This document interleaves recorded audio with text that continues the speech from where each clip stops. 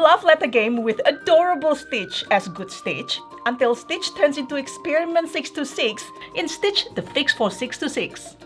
And today we'll be teaching you how to play Stitch the Fix for 626, game design by Seiji Kanai and George Zhang, and published by Z-Man Games. And hi everyone, it's Stella. And Tarrant, welcome to Meeple University. And hey, if you enjoyed this video after watching, like, subscribe and comments, you know what to do. Right, now let's get to the classroom. Based on the classic modern card game Love Letter, the Fix for 626 is a card game for 2 to 5 players, set in the world of Lilo and Stitch. Turn by turn, players will draw cards representing the characters from Lilo and Stitch, and play them for their effects, which can include trying to disrupt their opponents, or managing Stitch between Good Stitch and Experiment 626. Keep the highest card, or simply stay in the round to win points, and the first to score the required number of points will win the game. The Fix for 626 is a love letter game, so it shares the same basic rules set as the original Love Letter. But there are several differences, and don't worry, I'll take you through the full rules for the Fix for 626. You don't need to know Love Letter to understand this video. To set up, give each player a double-sided player aid, returning any leftovers to the bag. Prepare the deck of character cards. This is the main deck which will be used throughout play.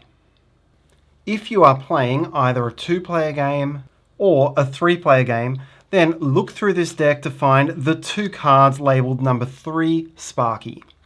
You won't be using them at all during the game. If you're playing with 4 or 5 players, then leave the Sparkies in. You'll be using the entire deck. Shuffle the deck together, and then set up the starting cards for the round. Firstly, take the top card from the deck and set it aside without showing it to any players. Don't return it to the bag, just set it aside. It will come into play later, but it is out of the first round of play. Then from what's left, deal 1 card face down to each player. You may secretly look at your own card, but you should not show it to the other players. Next, set up the Stitch token. This is a double-sided token. One side is Good Stitch, and the other side is Experiment 626. Flip the token to its Good Stitch side, and then give it to whichever player has most recently seen the movie Lilo and Stitch. Keep the supply of victory tokens nearby for later use. You're now ready to play. A round of the Fix for 626 plays in turns, with whichever player is sitting to the left of the player with the Stitch token taking the first turn. At the start of each turn, you will have a single card in your hand. This is called your held card. Then, to begin your turn, draw the top card from the deck and secretly look at both of them. Choose one of your 2 cards to play. You'll reveal that card face up on the table and keep the other one secretly in hand. This one is now your held card. Now resolve the text effect printed on the card you just played. Play will then pass to the next player clockwise, who follows the same process, drawing 1 card, secretly looking at them, choosing 1 to play face up, and resolving the card's text effect. Over multiple turns, keep the cards you've played face up and separated. That way all players will be able to see which cards have been played. The game is played over several small rounds, and whoever wins each round will gain 1 point. And the round can end in one of 2 different ways. The first is once the draw deck has run out. After the turn in which the draw deck has run out, and the card has been fully resolved, you can set aside all of the played cards and resolve the winner of the round by revealing and comparing all players' current held cards. The player holding the card with the highest number wins the round, but this can be modified by Stitch. If you're holding the Stitch token on its good side, you increase the value of your card by 2.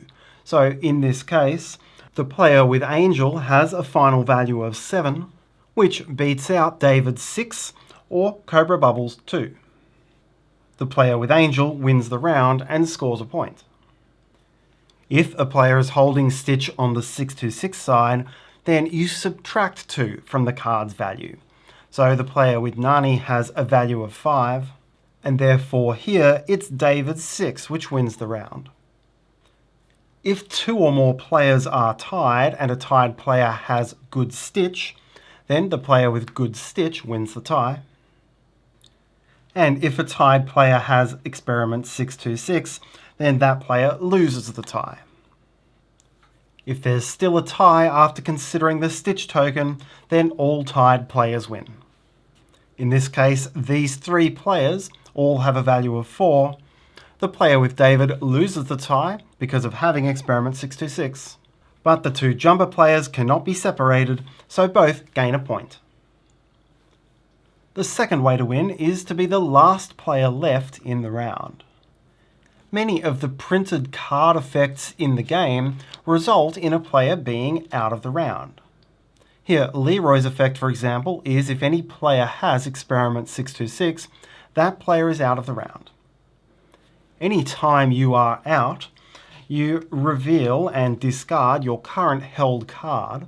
If you are holding the Stitch token at this time, pass it to the player whose effect eliminated you, and from that point on, you'll take no further turns in this round, and other players cannot target you with card effects for the rest of the round. Don't worry, each round is short, and once this round has been resolved and someone has claimed a point, you'll be back in the game. But for now, you won't be taking any more turns in this round, and you will not be eligible to win this round's point. If it ever reaches the point where only one player remains in the round, you end the round immediately, and that remaining player gains the point, regardless of what card they still have left in hand. So let's have a look at how all the different cards work. There are 11 different cards, 10 if you're playing without the Sparkies, and these are all outlined on your player aids. Some cards have more than one copy, and you can see how many of each card there are by these stars below the title, or by the number on the player aid. The first set of cards is all about manipulating the Stitch token, moving it around, taking it, or flipping it from side to side. These always target the Stitch token regardless of which player is currently holding it. If you play a number 4 jumper, then whoever has Stitch flips it over, from good to 626 or 6 to good. If you play number 0, gun 2, then whoever holds Stitch passes it one player to the left. Pass only among active players. If a player were out of the round, skip them over when passing. If you play the number 8, Lilo, you take the Stitch token from whoever currently holds it, and if it's on the 626 side, you flip it to the good side. If you play the number 5, Angel, then you again take the Stitch token from whoever currently holds it, but without flipping it over. Then if the token is currently on the Good Stitch side, you get to take another turn. Do note, in both of these cases, you can play the card if you're already holding Stitch. You just ignore the take Stitch part of the effect, but still resolve the second half. If you play number 7, Nani, you get to choose any one player who is still in the round, but not yourself. That player must now take Stitch on its current side. When resolving Nani, you can choose the player who already has Stitch, in which case nothing happens, but you can never target yourself with this effect. The next 4 cards are the ones you can use to get other players out of the round. First is number 5, Leroy. When you play Leroy, if the Stitch token is currently on the 626 side, then the player who holds it is out of the round. You now take Stitch from that player. If you play number 5 Leroy, but Stitch is currently on the Good Stitch side, then simply take Stitch and no one is out. Be warned, you can knock yourself out of the round by playing Leroy. And if this happens, pass the 626 token to your left. If you play number 3, Sparky, then you're going to be doing a showdown with one other player. Choose another player who is still in the round. The two of you secretly show each other your cards, not showing them to the other players. Whichever player has the higher numbered card is still in the round. Whoever has the lower number card is out. For a Sparky comparison, you never add or subtract 2 for good stitch or 626. This is a pure comparison of cards alone, so the 7 Nani beats the 6 Pleakley. If the losing player in the Sparky duel holds stitch, then give stitch to the winning player. If the comparing players are holding the same numbers, then no one is out. If you play number 1 Grand Councilwoman, choose any other player who is still in, and publicly name a card number between 0 and 8. If the player is holding the number you guessed, let's say here the guess was 5, then the player is out of the round and reveals their card, giving you stitch if they hold it. If the player is not holding the number you guessed, they simply tell you you're wrong and your action is over. They do not have to show you the card. If you play number 2, Cobra Bubbles, then choose any other player who is still in and secretly look at that player's hand. This gives you useful information for future Sparky and Councilwoman actions. Additionally, if the card you see is either Nani or Lilo, then the player who is holding that card is out of the round. Finally, there are the 6 cards, and these give you a couple of other ways of manipulating play. If you play the Pleakley card, then this gives you the opportunity to exchange hands with another player. Choose any other player who is still in the round, and then exchange your held card with theirs. The other player has no choice in the matter unless that player is holding the stitch token. Regardless of whether it's currently good stitch or experiment 626, if the Pleakley effect targets the player holding stitch, the player holding stitch has the choice on whether to accept trading the cards or to instead give stitch to the player who played Pleakley. The final card is David, and when you've played David, from now until the next time it is your turn, you are protected from being targeted by any other player's cards.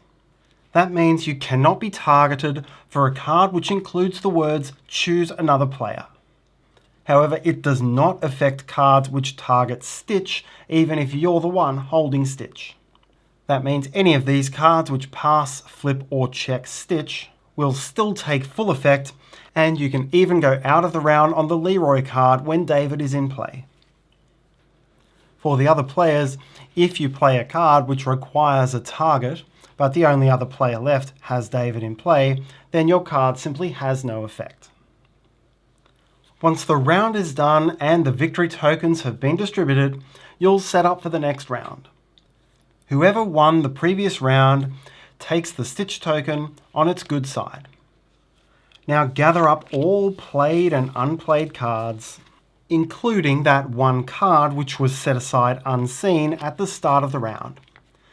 You'll now shuffle all the cards back into a new deck, set aside a new card unseen as you did in setup, deal one card to each player, and begin the new round starting with the player sitting to the left of whoever holds stitch.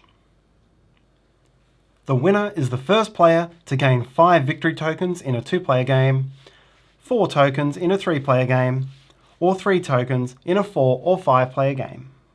If multiple players achieve this at the same time, victory is shared. Thanks for watching, and if you like this video, maybe you'd like to watch this next one. Have a great day. Bye!